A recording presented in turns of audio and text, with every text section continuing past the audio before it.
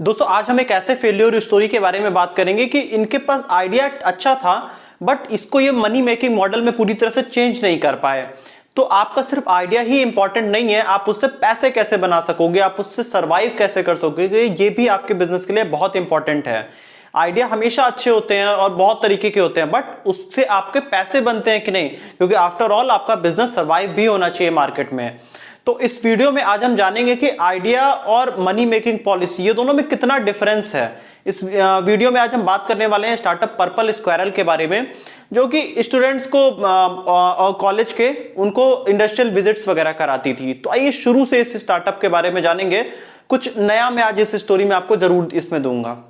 Hello दोस्तों, मेरा नाम है दीपक, आप देख रहे हैं डिजिटल ऑर्ट। तो दोस्तों अभी तक हमने बहुत सारे फेल्योर स्टोरी के बारे में बात किया। मैं हर स्टोरी में कुछ नया फेल्योर का रीजन आपको देने का कोशिश करता हूं। पेपर टैप के बारे में जैसे हमने बात किया, हमने दूध वाले स्टार्टअप के बारे में बात किया, इसके बाद हमने टाइनी आउल के बारे में बात किया, हमने कार्य नाम के स्टार्टअप के बारे में बात किया। तो सबका रीजन अलग है फेल होने का, मैं कुछ ना कुछ नया लेके आता हूं। तो उसी तरह आज हम बात करेंगे पर्पल स्क्वायरल के बारे में। ये स्टार्टअप का भी स्टोरी बिल्कुल अलग है और आपको यहां पे कुछ नया जरूर सीखने को मिलेगा। तो आइए इसको शुरू से समझने की कोशिश करते हैं। तो दोस्तों ये स्टोरी है आदित्य गांधी की और साहिबा धनधानिया की। सबसे पहले हम आदित्य के बैकग्राउंड के बारे में अगर जाने तो आदित्य बीटेक थे और एमटेक थे आईआईटी बॉम्बे से, और उसके बाद वो यूरोप जाते हैं और वहां पे वो किसी फाइनेंस सेक्टर में वो काम करते रहते हैं। और अगर हम साहिबा धनधानी के बारे में बात करें तो ये भी फाइनेंस सेक्टर से बिलोंग करती थी और इन्होंने ट्राइस्ट यूनिवर्सिटी से पढ़ाई की थी, वहां से गोल्ड मेडलिस्ट थी। तो दोनों का पढ़ाई का बैकग्राउंड बहुत अच्छा था। तो ये आइडिया आता है आदित्य को जब वो वहां पे किसी फर्म के लिए काम कर रहे होते हैं। तो उन्हें लगता है कि स्टूडेंट्स को कुछ नया एक्सपोजर की जरूरत है जब वो कॉलेज लाइफ में रहते हैं। तो इस तरह से ये इस स्टार्टअप के बारे में सोचते रहते हैं और ये इसके बाद इन साहिबा से मिलते हैं आके, और इसके बाद ये स्टार्टअप के बारे में ये लोग आगे बातें करते हैं। दोस्तों इन्होंने एक आइडिया सोचा कि जो स्टूडेंट्स कॉलेज में पढ़ाई कर रहे होते हैं तो उनको हमेशा क्या होता है कि उनको ट्रेनिंग वगैरह की जरूरत होती है। उन्हें पता नहीं होता है कि कॉलेज के बाद हम जहां जाएंगे वहां का वर्किंग एनवायरनमेंट कैसा है। वो अपने फ्यूचर के लिए बहुत ही टेंशन में रहते हैं। तो इस वजह से इन्होंने सोचा कि क्यों ना एक ऐसा प्लान लेके आए कि जो स्टूडेंट्स होते हैं वो जाके इंडस्ट्रीज में विजिट करें, जहां पे उनको आगे आने वाले लाइफ में काम करना है, जिन कंपनीज में, वहां पे वो जाके विजिट कर सकें। दोस्तों इसमें मैं अपना पर्सपेक्टिव जरूर दूंगा इस वीडियो में, क्योंकि मैं भी स्टूडेंट्स लाइफ, मैं कॉलेज लाइफ में देख चुका हूं। तो मैं इसमें कुछ आपको हार्श रियलिटी कुछ अलग बताऊंगा जरूर इस वीडियो में, जो मैंने भी फेस करी है। तो ये इनका कॉन्सेप्ट था कि बच्चे कॉलेज के टाइम में ही जाके अपने इंडस्ट्रीज वगैरह में विजिट करें।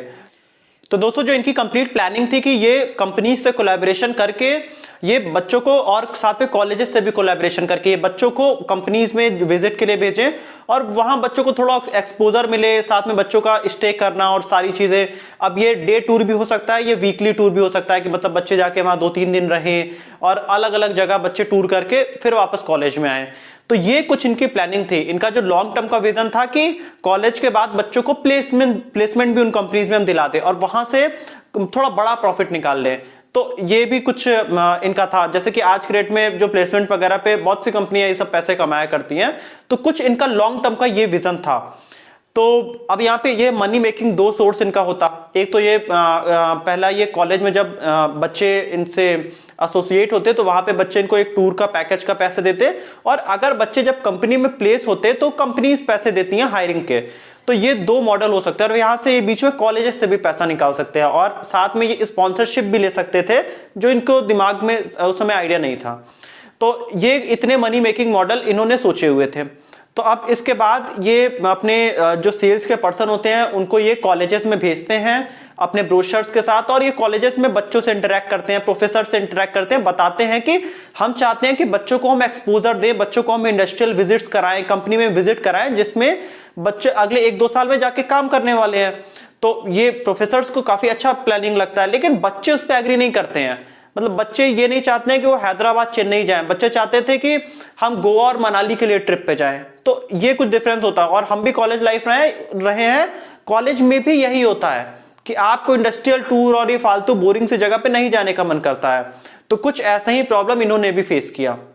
तो दोस्तों इसके बाद कुछ टाइम अलग अलग कॉलेजेस में विजिट करने के बाद इनको मतलब क्या होता था कि प्रोफेसर्स रेडी होते थे लेकिन बच्चे रेडी नहीं होते थे। लेकिन इन्होंने कुछ कॉलेजेस से अच्छा टाई अप कर लिया और वहां के बच्चे एग्री भी हुए और इसके बाद इन्होंने शुरुआत में बहुत अच्छा काम किया कि ये जो भी जगह विजिट करने जाना होता था उसके नियर बाय ही बच्चों को ठहराते थे, कम कॉस्ट में काम करते थे। तो उन्होंने पूरे साल में करीब 3 करोड़ का मतलब इन्होंने अपना रेवेन्यू जनरेट कर लिया और उसमें से भी 20% का इन्होंने मार्जिन बचा लिया।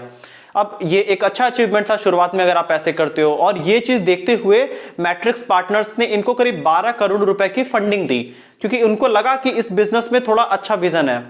तो दोस्तों 12 करोड़ की फंडिंग के बाद आदित्य गांधी और साहिबा धनधानिया ये दोनों प्रेशर में आ जाते हैं, क्योंकि इनको लगता है कि अगर हमने 3 करोड़ के रेवेन्यू हमने टच किया तो अब हमें 30 करोड़ का रेवेन्यू टच करना चाहिए।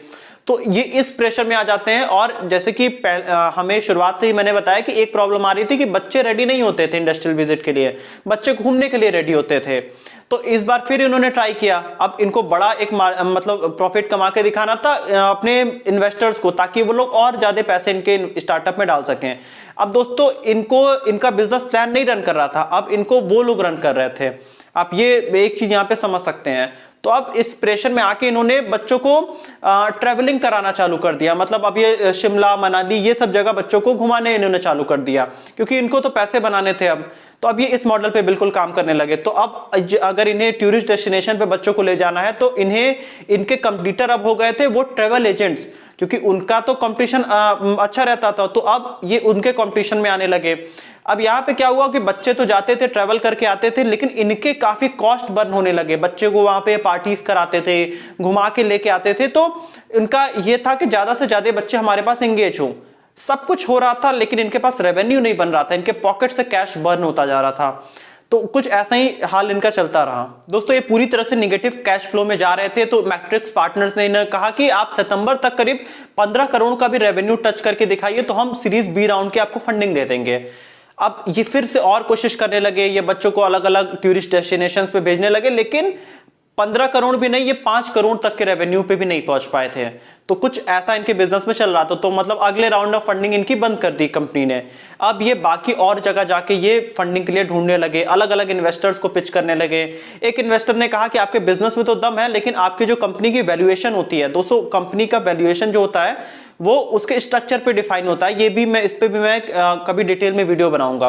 तो उन्होंने इन्वेस्टर ने कहा कि आपका वैल्यूएशन कहीं ज्यादा है, जितना कंपनी का वैल्यूएशन होना चाहिए उससे कहीं ज्यादा आपका है। तो इस वजह से भी इन्हें कई सारी फंडिंग्स नहीं मिल रही थी। दोस्तों इनको कहीं से फंडिंग नहीं मिल रही थी, लेकिन इन्होंने अपना अभी तक होप नहीं खोया था। इन्होंने एक लिंक्डइन जैसा कुछ प्लेटफॉर्म स्टूडेंट्स के लिए भी बनाया, जहां पे कॉलेज के स्टूडेंट्स कहां कहां विजिट करके आए हैं, किस किस इंडस्ट्रीज में, वो सारा कुछ ये रेगुलेट करने लगे थे। अब ये फिर कॉलेजेस के पास इन्होंने पिच किया। तो कॉलेजेस ने कहा कि आप हमें उन कंपनीज का नाम बताइए कि जहां पे बच्चे जाएंगे और किस डेट पे जाएंगे। तो ये सारा कुछ इन्होंने मांगा। अब जब ये कंपनीज के पास गए वो डेट लेने, तो कंपनीज ने कहा कि हम बच्चों को जब मतलब अपने प्लांट पे बुलाएंगे उसके हम 45 दिन के पहले मतलब हम डेट नहीं बता सकते हैं। और अगर हम जैसे कि अगले 6 महीने के अंदर कंपनीज को दोस्तों ये नहीं पता होता है कि आने वाले टाइम में कितनी सेल आ जाएगी। जैसे कि एक एग्जांपल मैं बताऊं, अगर ओप्पो के प्लांट पे किसी को जाना है तो ओप्पो को ये खुद नहीं पता होता है कि अगले 6 महीने में हो सकता है सेल बहुत बढ़ गई, तो वो अपने प्लांट पे किसी को नहीं आने देंगे। तो इस वजह से कंपनीज नहीं बता सकती एग्जैक्ट कि आपको उस समय प्लांट खाली मिलेगा कि नहीं मिलेगा।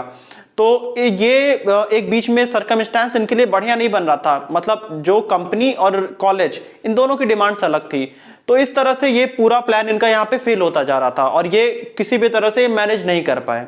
दोस्तों ये कॉलेजेस को पिच कर रहे थे कि हम 4-5 साल का आपसे कॉन्ट्रैक्ट करते हैं और बच्चों को इंडस्ट्रियल विजिट पे लेके जाएंगे ताकि इनको फंडिंग मिल सके। और कॉलेजेस चाहते थे कि हमें जो हमारे बच्चे हैं वो विजिट पे विप्रो में जाएं या फिर किसी मारुति में जाएं और किसी छोटे मोटे प्लांट पे ना जाए, ताकि वो भी जब पेरेंट्स नए आते हैं उनको भी बताने के लिए हो कि हमारे ये जो बच्चे हैं ये इन इंडस्ट्रीज में जाके विजिट करके आते हैं, ताकि वो भी मोटे पैसे उनसे उठा सकें। ये कॉलेजेस का अप्रोच रहता है। आप बहुत से प्राइवेट कॉलेजेस में ये चीजें देखते होंगे। तो ये चीजें मैच नहीं हो पाई और इनको कहीं से फंडिंग नहीं मिल रही थी। लेकिन जनवरी 2015 में इन्हें 2 करोड़ की और फंडिंग मिल गई। तो पहले मैट्रिक्स पार्टनर ने 12 करोड़ की फंडिंग करी थी, मैट्रिक्स फिर हट गई थी जब इनका सेल नहीं आया। फिर इनको जनवरी 2015 में 2 करोड़ की और मिली फंडिंग। अब इनके जान में फिर जान आई। इन्होंने सोचा कि क्यों ना बच्चों को ट्रेवल ही करा देते हैं, अगर ये चीजें नहीं हो रही है तो बच्चों को टूरिस्ट डेस्टिनेशन पे ही भेज देते हैं। तो अब जनवरी से लेके मार्च के बीच में इन्हें ये सारा कुछ शेड्यूल करना था, क्योंकि अप्रैल से तो बच्चों को एग्जाम चालू हो जाते हैं। तो अप्रैल से लेके मतलब जून मिड तक का बच्चों का सेशन थोड़ा सा बिजी रहता है। तो उतनी देर में हो नहीं सकता है। तो अब ये पूरी प्लानिंग करते करते ही इनका मार्च एंड होने लगा।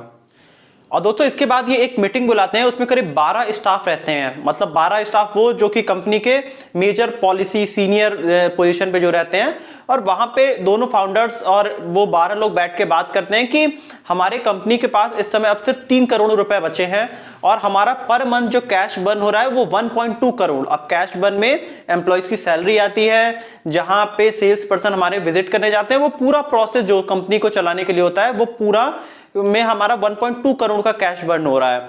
तो मतलब अगर हमें अगले 1-2 महीने के अंदर ये स्टार्टअप अगर आगे जारी रखना है तो हमें मतलब पैसे कमाने होंगे, क्योंकि हर महीने अगर 1.2 करोड़ जा रहा है तो हम 2 महीने से ज्यादा सर्वाइव नहीं कर पाएंगे।